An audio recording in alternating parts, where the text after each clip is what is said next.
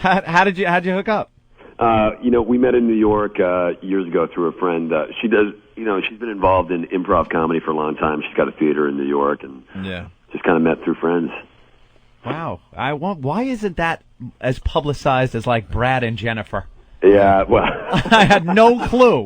Who was a better agent? Because neither of us makes $20 million a movie. Yeah, they're not following you around wondering when you're going to have a kid. Following you on vacation. None of that. That's my mom's job. Yeah. Have you ever had the paparazzi in your face?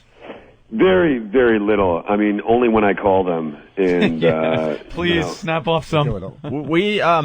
I'm proud to say Anthony and I had them follow us around for a while, and it's a very strange experience. Yeah, I remember you guys went through a tough time there. When right. Yeah, the scourge. What does everyone know about it? Come on, what are you going to do? I mean, I live in America. Dude, we had, well, I could talk for myself because Anthony was living in an apartment, so it was a little different for him, but I was renting in the top half of a house on Long Island, and the photographers camped outside my house for a week with lawn chairs and these huge telescopic lenses. They were jumping out of the bushes when I was coming back from the grocery store.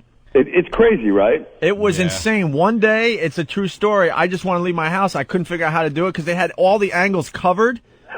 So they even weren't sure if there was an exit at the back of the house, maybe stairs that went outside. So, but they had the angles just in case that I left from the back. Yeah. So what I had to do, and this is a true story, I learned this from TV. I tied a bunch of sheets together TV, and I actually shimmied down from the second floor. I had my brother take my car and park it in a parking lot because they saw the car in the driveway. So he just casually walked to my house, jumped in my car, and left. And I shimmied down the sheets. They were left hanging in the wind.